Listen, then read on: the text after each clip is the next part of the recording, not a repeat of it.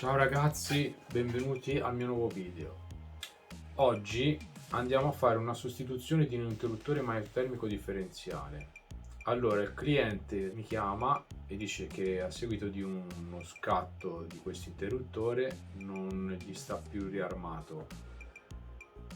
Io gli ho consigliato di spengere tutti gli interruttori del quadro che ha che li comanda tutti i vari settori e provare a tirarlo su, ma scatta sempre. Probabilmente si è guastata la mollettina dentro all'interruttore e noi andiamo a sostituire. Ok?